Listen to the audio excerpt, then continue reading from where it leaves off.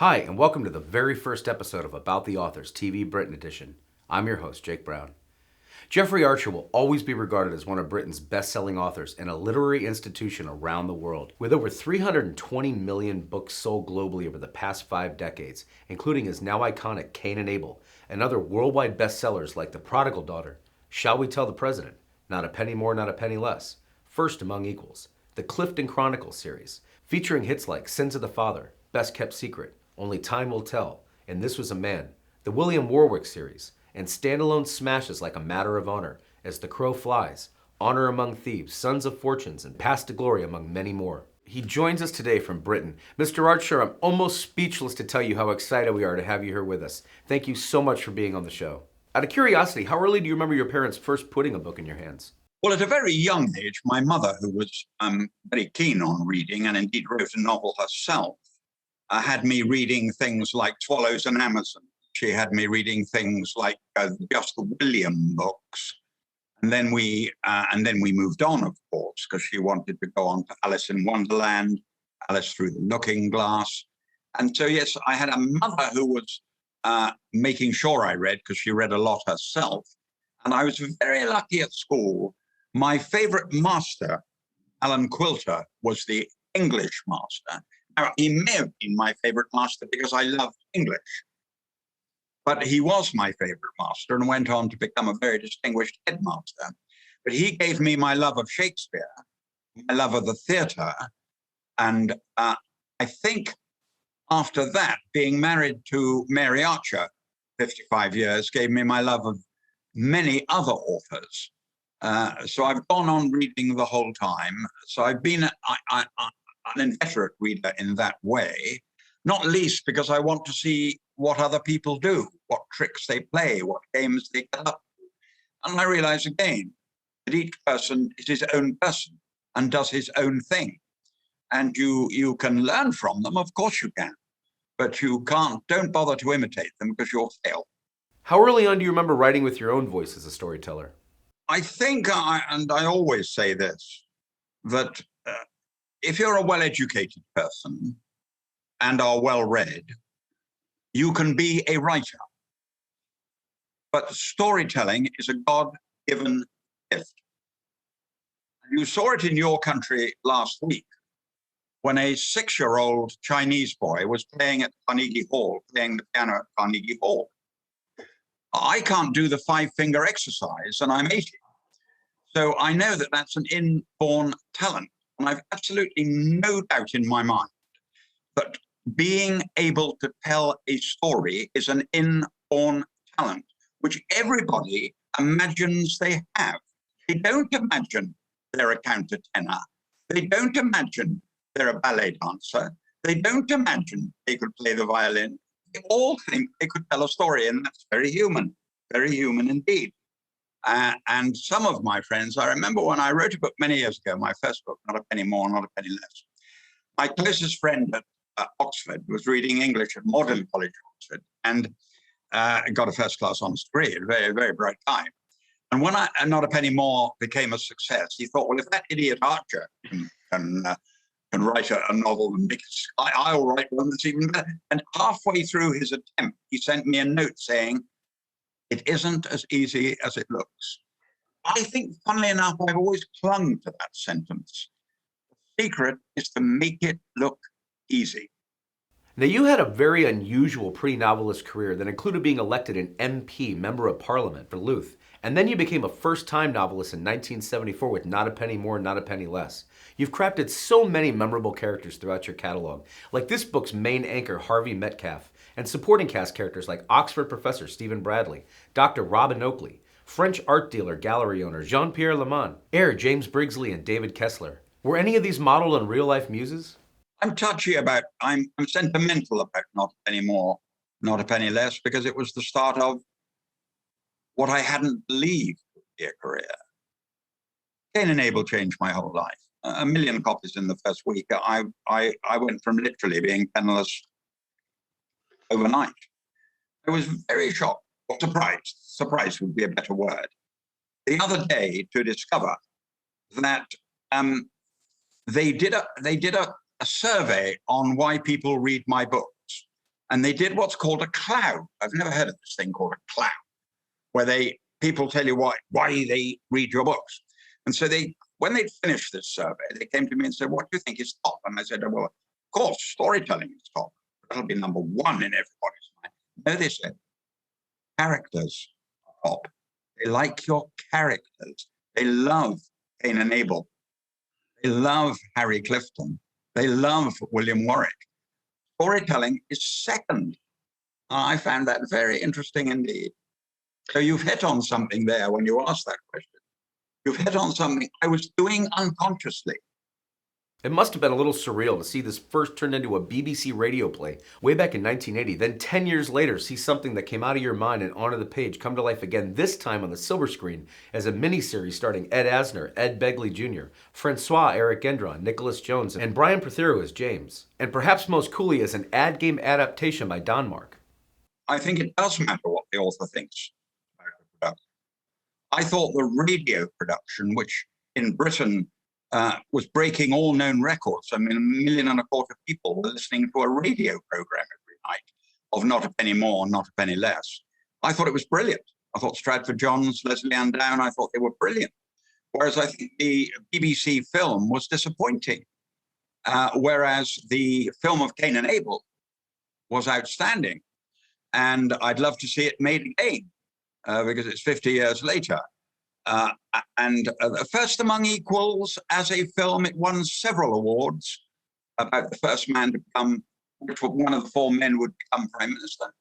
Once again, they're thinking of making it again, and this time we'll have 2 men, 1 woman, and either an Indian or an ethnic character. And of course, they're right. I wrote about 4 white men 50 years ago, which is very out of date. So they're going to change the 4 people, and that's quite right. So they should. Turning to your second published novel, the now legendary Cain and Abel, which became a tale for the ages. Taking a look at William Lowell Cain and Abel Robsnosky from a lead protagonist point of view, versus the group dynamic we touched on above. Did each of these characters take on their own voices, for instance? And out of curiosity, did you do character studies on both before you began writing? Or do you tend to more have them develop over the first few chapters of a book? And perhaps most importantly, where did you come up with their fantastic character names? That's an interesting concept. That I think I do that unconsciously, in the sense that I've been to America many times and love it as a country. I have a passion for the United States, particularly United States politics. And when I chose Abel, it was between Hungary, Czechoslovakia, and Poland and Yugoslavia. And I chose Poland because they were the first to come to our aid in the Second World War. And they sacrificed so many Polish people sacrificed their lives to see Britain win, as indeed the Americans did, see Britain win the Second World War. So I chose Abel to be Polish, and then I chose Cain to be the United States. And then I selected 2 people. I selected Nelson Rockefeller, who I knew, just met him once or twice. I can't pretend I knew him, but he kind enough to see me on this subject. And a man called Kwiatkowski, who founded Sikorsky Helicopters. They couldn't have been a bigger contrast, but I knew they were friends. They weren't enemies, they were friends. So I sat down and wrote their story, in the sense that I said, I've got this man coming out of Russia, escaping, coming to New York. He's got nothing. I've got this man who's born in Boston, and his father built the hospital he's born in. They couldn't be a bigger contrast. They only meet once, but their whole life changes because of that meeting. It's a very simple story, to be honest, very simple. What did you most value about your relationship with longtime editor Collie Smith, and what do you feel like an aspiring author should be looking for in a really solid editor? If I dare to say so, the relationship with Cain and Abel was with the legendary American Collie Smith, who edited J.D. Salinger. The book had been written. It went up for auction. I was unknown. I'd written 2 books, and frankly, first sold in hardback 3,000, second sold 8,000. Cain and Abel sold 1 million in the first week. But no, the publishers got panicky. Now, I'm going to show you something that your watchers will love. He was a very great editor, and the Americans had a slight problem, Simon & Schuster, in the sense that they topped the auction. They went to auction, and they paid 3,200,000 40 years ago. And they suddenly said, nobody's heard of him. And I'll show you, if I may, Jake, to prove what they thought of me and what they thought of the title in those days. It's the first book out, and I consider this, what I'm about to show you, legendary. I've had publicity people and arts people say this is one of the best covers the game has ever seen. But what you will see is how important they thought Jeffrey Archer was. Wow. I got stuck on the bottom almost by mistake. So go back to Corliss. Corliss Smith was then 65, 70, at the end of a distinguished career. Indeed, when he died, they had a full page in the New York Times. I knew it was a great privilege to work with him. He'd edited J.D. Salinger. This is no ordinary man, one of the great editors of his day. He read Cain and Abel, and in the original Cain and Abel, the first 140 pages were Abel, and the next 140 pages were Cain. And in answer to your question, Jake, editors don't write, they edit. And he rang me up and said, Jeffrey, I've read Cain and Abel. And I want to say, by the end of the 140 pages of Abel, I didn't want to meet Cain. And by the end of 140 pages of Cain, I didn't give a damn about Abel. So I want you to do a rewrite. It's not a big rewrite either. This is editing. I want 8 pages of Abel, 8 pages of Cain, 10 pages of Abel, 10 pages of Cain, 14 pages of Abel, 14 pages of Cain, 20 pages of Abel, 20 pages of Cain, and then they meet. Now that is what I call brilliant editing. And I once asked the great man, I was a child at the time, I once asked the great man, what's the difference between, it's part of your question, Jake, what's the difference between a great editor and a great writer or a great author or a great, he said, first draft, which is a brilliant reply. So he edited my next 3 books and then sadly died. It was like having an Oxford tutorial, Jake. I would sit at his feet and listen. He never wrote a word. He made suggestions I'd like a little bit more of that. I'd like a little bit less of that. I'd like that character built up a bit. I'd like to flow into that more quickly. He never put a word down on paper, but his vision. And when you write a book, you're so engrossed in it, that when you hand it over, you need a human being who you respect and admire to say, wonderful, but, and then you have a chance. Turning to the next book in the series, The Prodigal Daughter, how much fun did you have taking these characters from the first book into a second generation, quite literally, with Florentina Robsnovsky becoming the first female president of the United States? I usually can tell in a few moments if someone has read one of my books. I had an interview with the BBC yesterday about a show I'm doing. It was clear to me the young man who was interviewing me had never read one, so I teased him. I was in Jaipur, where they have this amazing book festival, where I was quite overwhelmed because 8,000 people came to hear me speak.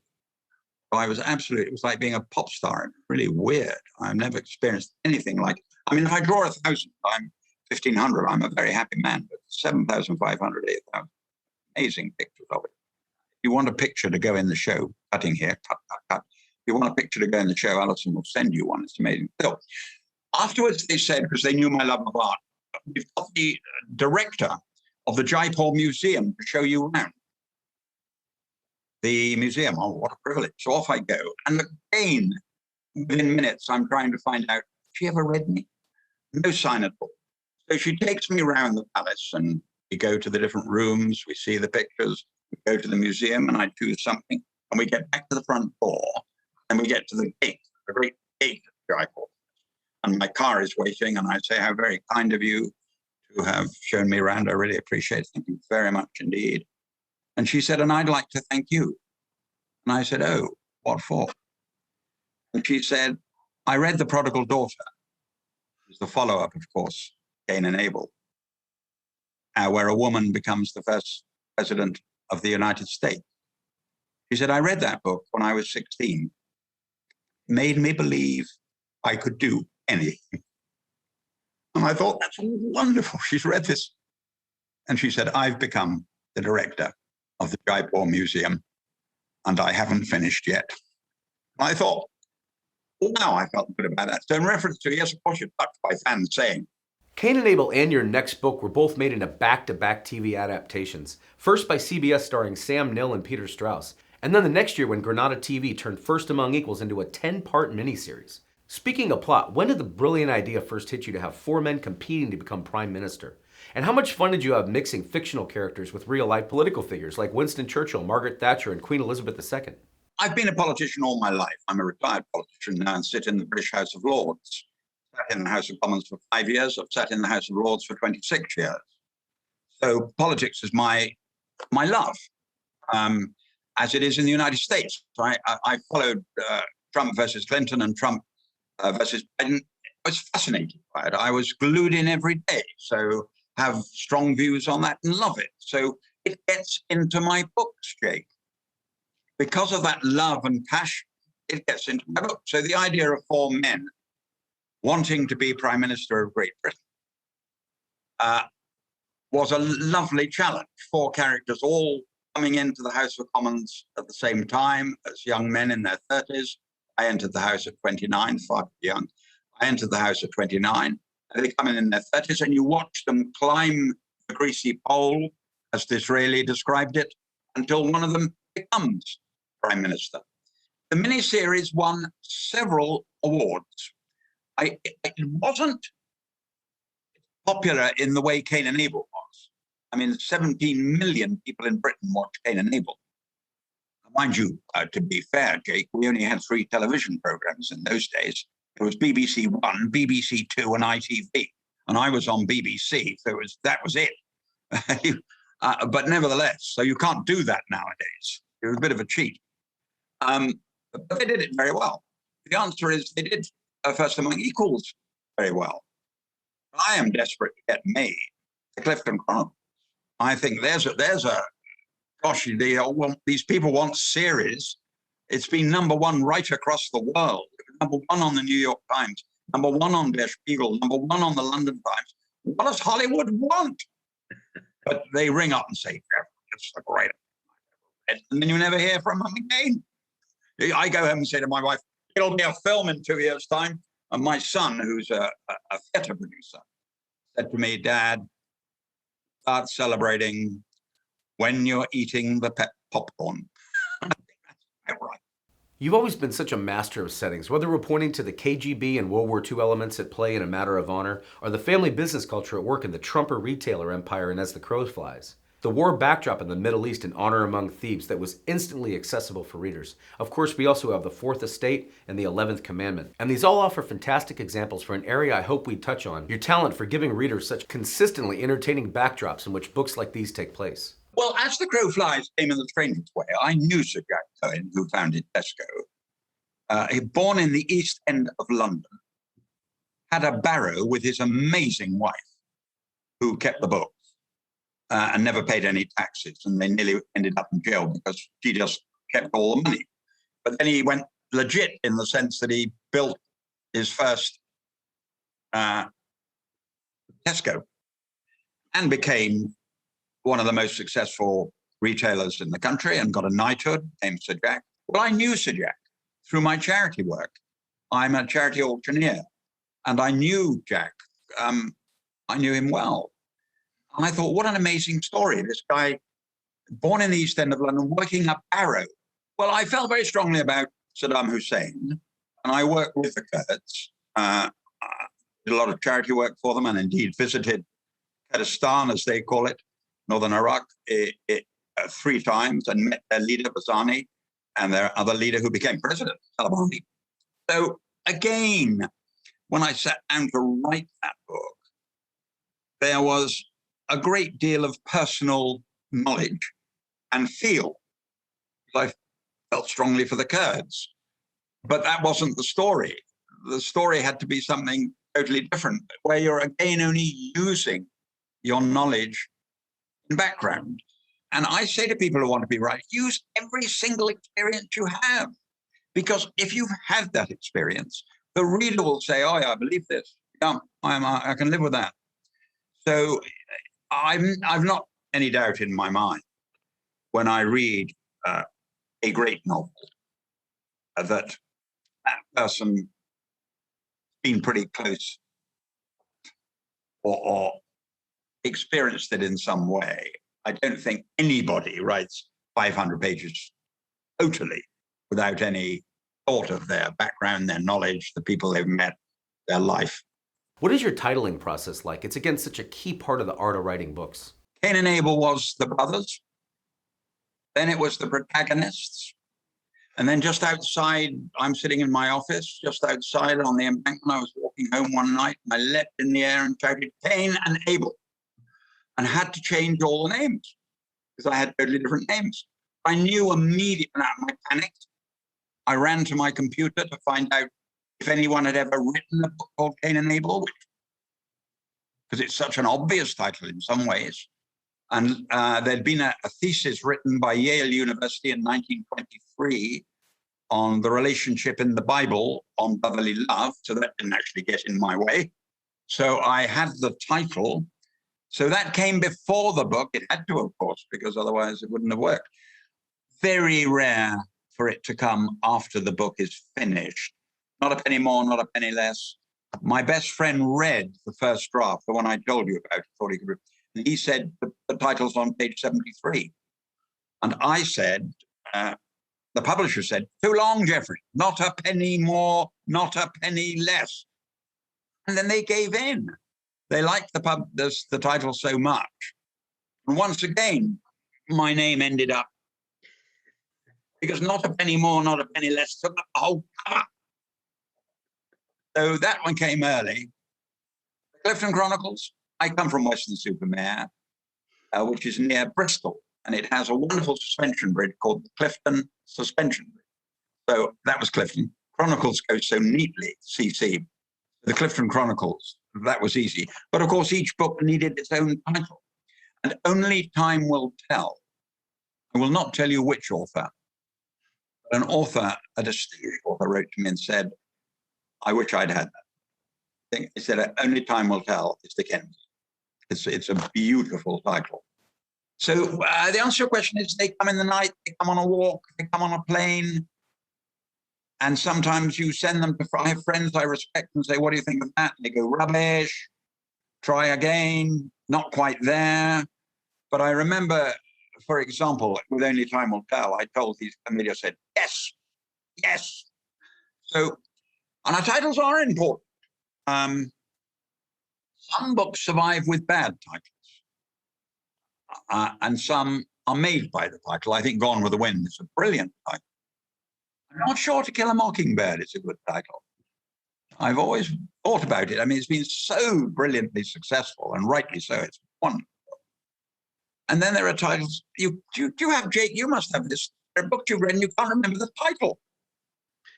Well, they must have got it wrong if you can't remember the title. I have this trouble a bit with my hero, Stefan Zweig, who I think is the greatest writer in my lifetime. He died tragically when I was a child. Didn't even know who he was. Now I've read everything. Quite often his titles are, so I would say to anybody bothering to watch this program, go into a bookshop and get anything by Stefan. You'll be a lucky person. He's wonderful. He only wrote 2 novels before he committed suicide, which is tragic, but he wrote several nonfiction. But he had that rare combination of being a great writer and a great storyteller. And I commend him to anybody. What I wouldn't even know which. Beware of Pity is considered to be his masterpiece. And I read the first page. Very interesting for me as a storyteller. I read the first page and thought, magic. I was at this dinner party, and he was sitting opposite me. Everyone knew him, of course, a national hero. And I would love to have spoken to him, but it was one of those tables where it was just a little too far to begin a conversation. And as I was leaving, putting on my coat, he came up, said, "Can I join you when you walk home?" And I said, "Yes, of course, sir. What an honor." And we walked home together, and he said, "I suppose you think you know about my story?" And I said, "Yes, I think I do, sir." "No one does. I've chosen you." "Wow, that's magic, Jake. Jake, that's genius. I wish I'd written that. It's genius. You've got to turn the next page. Your stuff." So he's the best I've seen. My wife would say Dickens was the best storyteller writer. But I think Stefan Zweig is there with him. If we could turn to the wildly popular Clifton Chronicles series, where did you first get inspired to want to write a series based around Harry Clifton against the backdrop at the time between World War I and World War II? And with Harry and his wonderful supporting cast like teacher Miss Monday, Mr. Holcomb and old Jack Tar, along with his mother Maisel Clifton and the unforgettable Giles Barrington. Out of curiosity, were there any real-life muses for these beloved characters? Miss Monday was my Sunday school teacher. Mr. Holcomb was my headmaster. So I say to writers, pick people you know. If they get Jake stuck in Nashville, Tennessee, you must have got it right. So the answer to your question is, I originally sat down, I was 70 years old. I originally sat down and thought I'll do a 3-book. And in came Harry Clifton and Giles Barrington. And Giles, of course, is the son of the owner of the docks at Bristol. And Harry falls in love with his sister, Emma. And I've got 3 characters straight away. We get to know this lovely cast of characters over 7 installments of the series that follows, which include Only Time Will Tell, The Sins of the Father, Best Kept Secrets, Be Careful What You Wish For, Mightier Than the Sword, Cometh the Hour, and This Was a Man.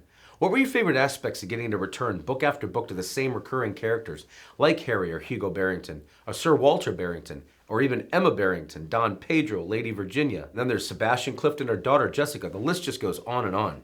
After 3 books, I'd just about covered the Second World War and got them back. They just left Oxford. And so I said to my publishers, "Can I do 5 books?" I said, "Go ahead." So I did 5 books, and they were 40. I said, "Wait a minute, there are only 40. I can't kill them. They can't all get in a bus and crash." So they let me do 7 books. So the Clifton Chronicles started as 3 books at the age of 70. And I kept saying to our Lord, "Would you be kind enough to let me do all 7 books? Can you get me to 77? Because the Bible tells us that 70 years and 10 is what we're allowed."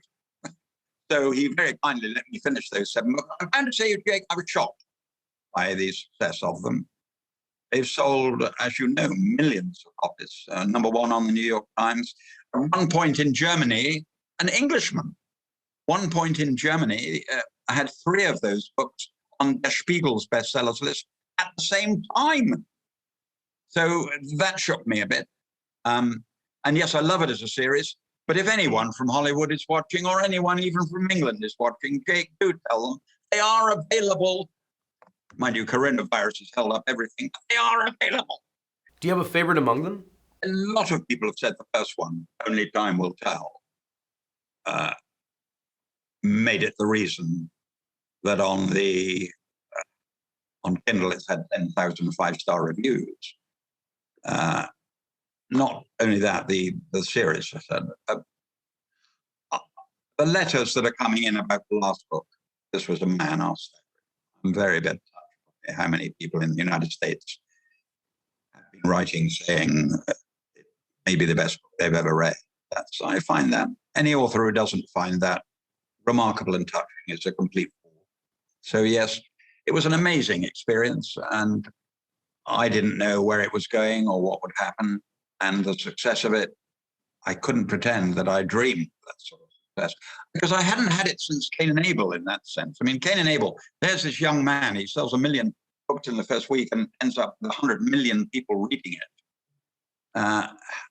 And I never thought that would come back, but it hasn't fully come back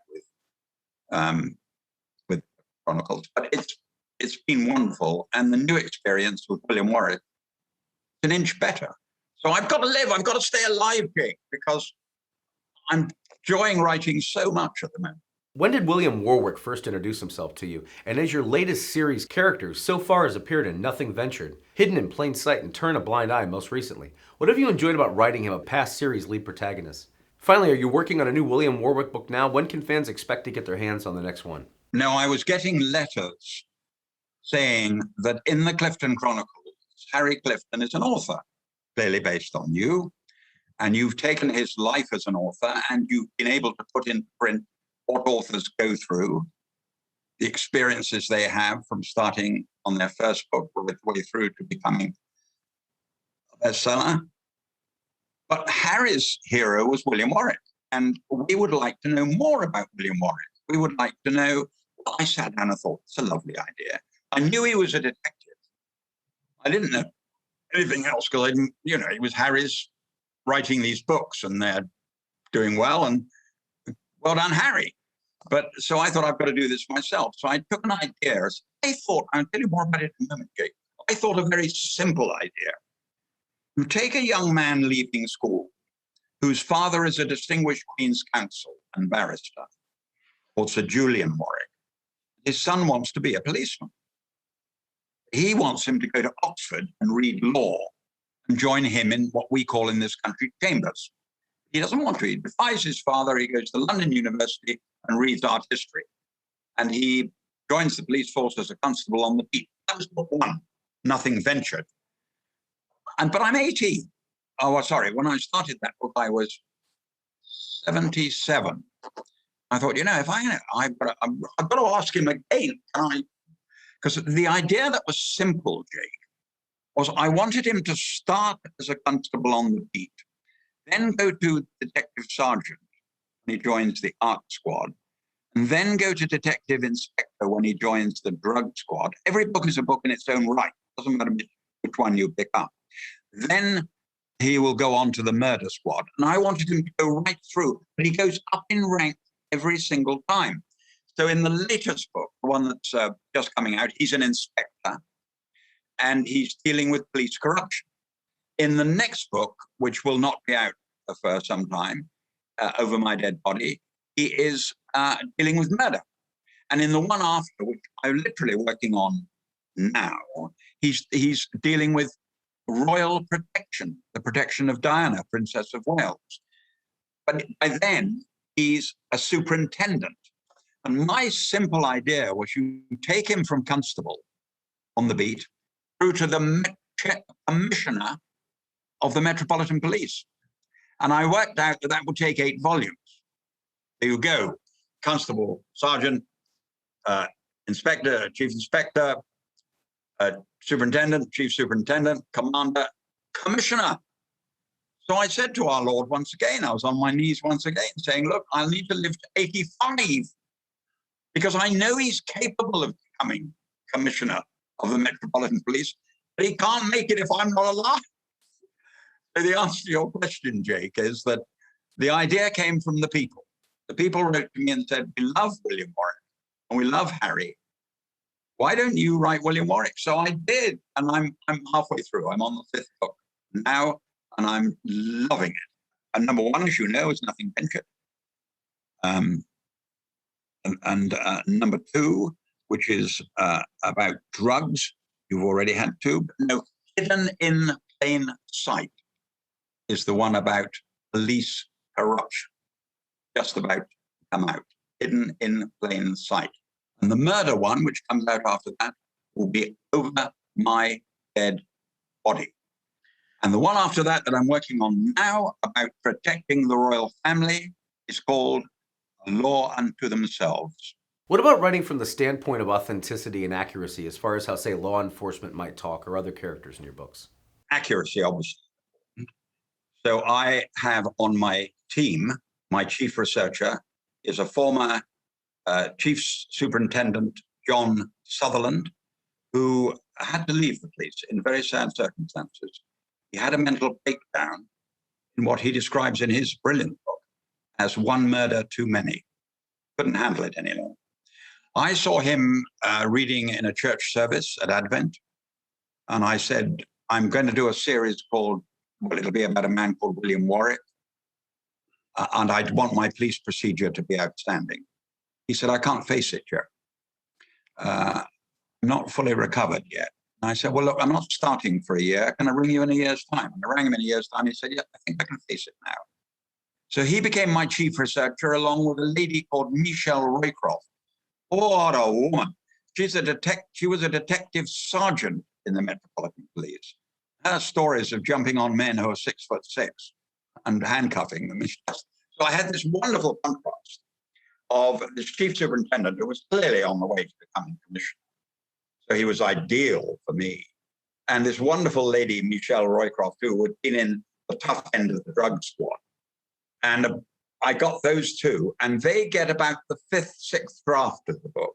When I've done about 6 drafts, I say, assume everything is wrong. Now, your question is more interesting, Jake. What came out of it that, well, one wouldn't anticipate in normal circumstances? And I'll give you, if I may, 2 examples. John Sutherland had been to university. So when he was in the police force, posh accent, university educated, sister actually teaching at Oxford University. So you can see with intellectual family.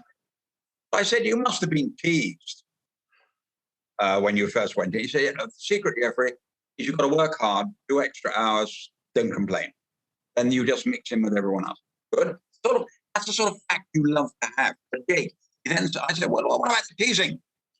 So he said, well, there was a day when I came in as a young constable and the sergeant on the desk said, Sutherland, we've got a problem in cell number 1. Rush down to the chemist. Get this dealt with immediately. He handed him a piece of paper and he rushed down. He ran to the chemist. When he got into Boots, the chemist, he went to the front of the queue and apologized, gave it to the lady behind the counter, and she read it, and she gave him a packet of condoms. So he walked back out and he looked at the note and he said, I'm a young constable and I found this girl and I think this could be my chance. What should I do next? Now, you'd never get a story like that unless you'd been in the police and been teased in that way. So I'm always looking, I always say to them, give me a story. And they now have a joke because they bring in one expert on every book. So on the drugs book, they brought in this brilliant detective superintendent who got a PhD and was bright as a button. I kept shouting at him, you're useless, you're useless. I mean, yes, I do know in Britain that 5 million people take marijuana. Yes, I do know that 250,000 people are on crack cocaine, 500,000 people are on crack cocaine. Yes, I do know 250,000 people. You're not giving me any stories, you're useless. And he said, well, what are you talking about, Kevin? I said, you're useless, you're fat. So I've got to get right, of course, so that when you read it, Jake, you go, gosh, that's well researched. I said, I want, and I was taking him out to lunch that day with John Sutherland, the 3 of us. I said, you're useless. I mean, walking to the lift. I said, now tell me about someone who really annoyed you. He said, well, interesting you say that. I had a burglar, very professional burglar, who he knew, I knew, he knew, and we were against each other for many years. And what really drove me bonkers was he used to send me a hamper from Harrods every Christmas, wishing me a happy Christmas, knowing only too well it would have to go to charity. He wouldn't be allowed to touch it. They would open it and look into it. The whole team would look at it. I got him by the throat, Jake, and I said, that is a story. And one of the books, the 3rd book, opens with the 5 of them sitting around the table, and this hamper arrives, and they discuss it. And that gives me the chance to discuss the person who sent it, the people around the table. So you use that as a way of setting off the whole book. But I said to him, because I lost him when I went from drugs to police corruption, but I said to him, and I liked him very much, I said to him, you're opening the whole book, idiot. A story you didn't even, I think what came over to me was sometimes in their brains are these amazing things that have happened to them, but they think we'd be bored with them. And I kept saying, no, that's the public love that sort of story because they know it's true. And if I dare to give you an example. Please. If I dare to give you an example of the extreme, because people do write and say, not me, I can't complain about this. They talk about coincidence in a book. And of course, I spend my life avoiding anyone saying, well, it's too much of a coincidence. I've just seen a very famous television series, which I liked and shall be nameless, when there are two coincidences in the first hour that are just not acceptable. A man bumping into a woman in the road who just happen to need to bump into each other, so they bump in. I mean, that's unacceptable. I won't do that now. But I always tell the story. There was in Australia the greatest art critic of his day, curmudgeonly lighter. I met him, and my love of art, you can see my Hockney in the background. My love of art is such that he deigned to show me around the National Museum, and it was such fun being with him, but he didn't show me around. And years later, this happened, Jake. You're not, what I'm about to tell you, Jake, you're not going to believe. First part's easy to believe. He and his brother didn't speak to each other. By the way, I'd have found it hard to keep a relationship with that man. They didn't speak to each other. One lived in Australia, Perth, one side of Australia, and one lived in Sydney, the other side of Australia. One day, my man in Sydney says, he finds out he's got 6 months left to live because of cancer. He said, I've got to go and see my brother. I've got to straighten that out before I die. Gets in a car. That's the other side of Australia. The other brother hears that he's dying of cancer and says, I've got to sort this out. I'm going to go and see him. They both set off on the same day. Now, okay, you think that's a coincidence, Jake? Forget it. That's not a coincidence. They then drive towards each other and they have a car crash. And one brother kills the other brother. Yes, if I put that in a book, people would laugh at me. That actually happened. Adding to that, I just say that I'm always looking for things when they're totally over the top. With the police procedure, I hope people read it and go, yeah, I believe that. Whereas the crash of the two cars, you wouldn't believe. You have arguably one of the most global fan bases of any author we've had the privilege of talking to on the show. What's it been like over the years to go to different countries, 50 I believe among them in total, and meet all sorts of different fans talking to you in different languages, holding different translations of your books? That must be amazing. I love to. I'm a politician by nature, so I love people. And I loved, I very much loved people talking to me about my books. It's very touching. And so in reference to, yes, of course, you're touched by fans saying, and some of them are completely bonkers. I've got a fan in Australia who's read Cain and Abel 238 times. She actually knows it off by heart. And so when she asks me questions about it, she knows more about it than I do. So fans are, oh, God bless them, where would we be without them? And they often bring wisdom to you too. I think the funniest came last year when a lady wrote to me, Dear Lord Archer, I would like to say you are, without exception, the most devious man in England. Would you be kind enough to tell me when your next book is coming out? You must have a room stacked from floor to ceiling with all of the letters you've gotten over the years before email was even around from readers asking for advice on how to follow in your footsteps. What kind of sage words would you have shared back then that you might also share with us here now?